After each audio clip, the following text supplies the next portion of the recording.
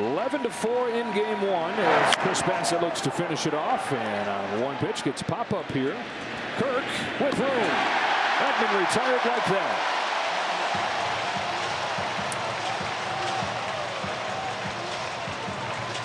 I said Bassett, it's actually Eric Lauer that is coming to the game for the Blue Jays.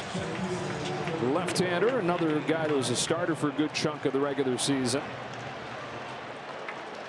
And one of the few left-handed options they have down there. Pretty good record there, 9-2. Pages.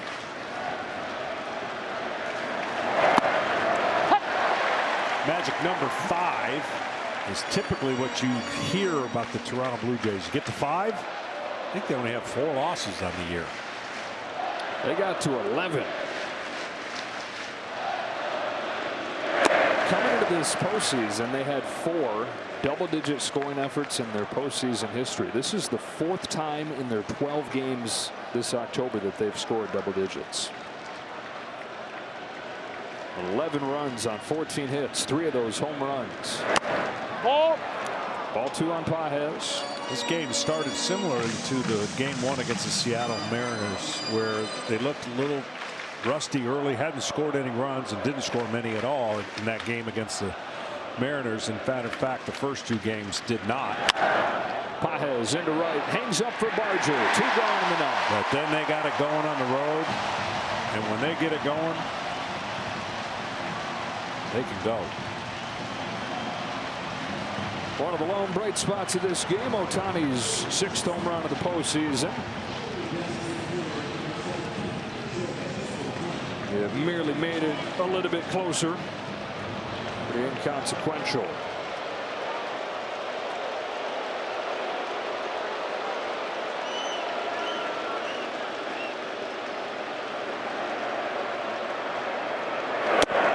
As the series goes on, but part of the reason for the boost for Ohtani is that they were pretty sure they were getting him. Oh yeah. And down to these 2. Flowers 0-1. Ohtani takes the ball.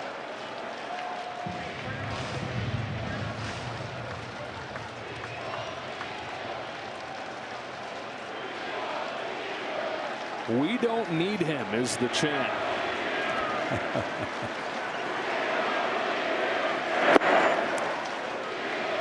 What's interesting is the offer was right around what the Dodgers made, the $700 million. If that deal happens, chances are Vlad Jr. doesn't. $500 million that they wanted to spend on Ohtani went into that man's pocket. It was the first sprinkle of magic in this 2025 campaign.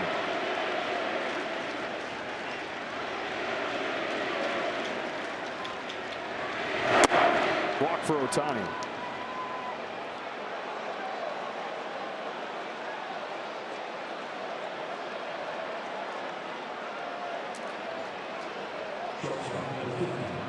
And it brings up Betts. They said Shohei gathered all the gear that they had laid out. They put together a little locker for him at the team facility on his official visit, and they're watching out the window as he leaves, and his dog's got the Blue Jays dog jacket on. He's got a bag full of Jays stuff, a hat and a jersey, and they're thinking, oh my gosh, he really dug it. And John Schneider's joked with him in the last year, we haven't seen him, hey, when are you going to give us our stuff back? You don't get to keep that Jays hat. Painting was a gift. I'm taking it with me. Oh, it's close to a pickoff.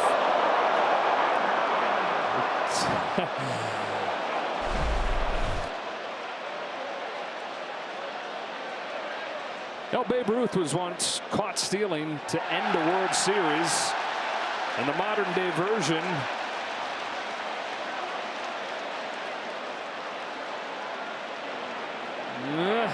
pretty darn close. They're going to challenge. Ball at first base.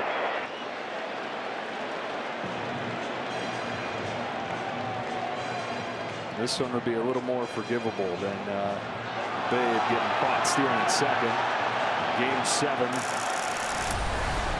Replay review presented by Zoom.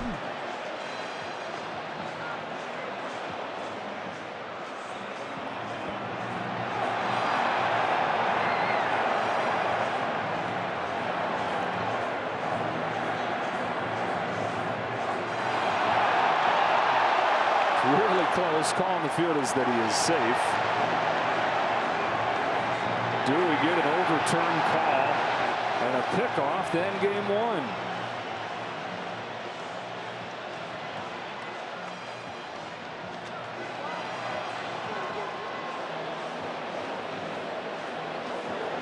Why not, says John Schneider. He took our hat. We're going to try to take the game. Game 4 of the World Series in 2013.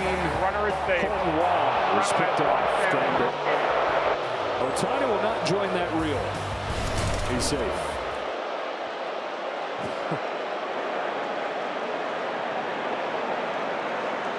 It was close, and he knows it.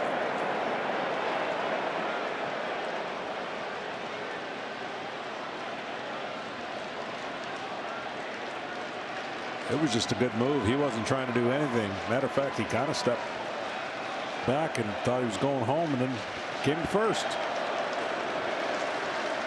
0-1 on Mookie Betts. Hitting a walk in this game for Betts with a run scored. The run that he scored in the third inning made it 2-0 LA. 11 straight for Toronto.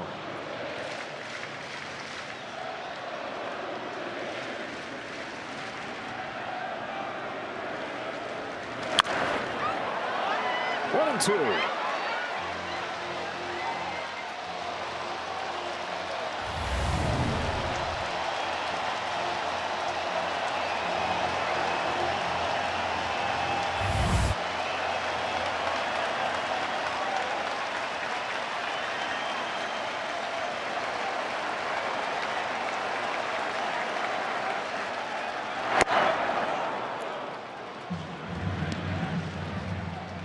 Get ready for the splitter tomorrow. Kevin Gausman, Yoshinobu Yamamoto.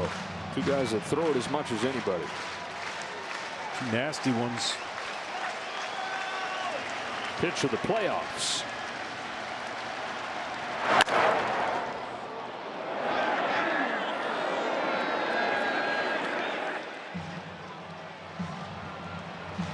Dodgers familiar with Kevin Gausman from his days in the division with the San Francisco Giants. Yamamoto did not pitch in that series in August.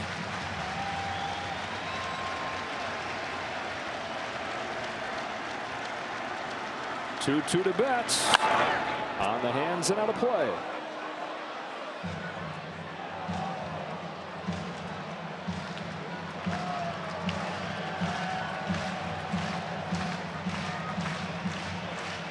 Only 4 innings from Trey Savage in this game. Grinded through it, held him to 2 runs. Fluharty, Dominguez, Fisher, Bassett, Lauer to finish it. Statement made by the Jays in game 1. They pour 11 on this dominant pitching staff.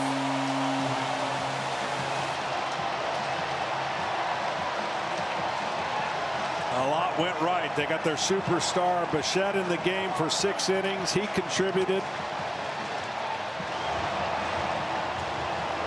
There you see the stats on a sweep versus 7 games series. Well, we mentioned that the 4 times that one team swept a series and the other played 7 met head-to-head in the World Series. The team that did the sweep 0-4 in the World Series. Not just 0-4 in the World Series, they've only won 2 games total in those 4 World Series.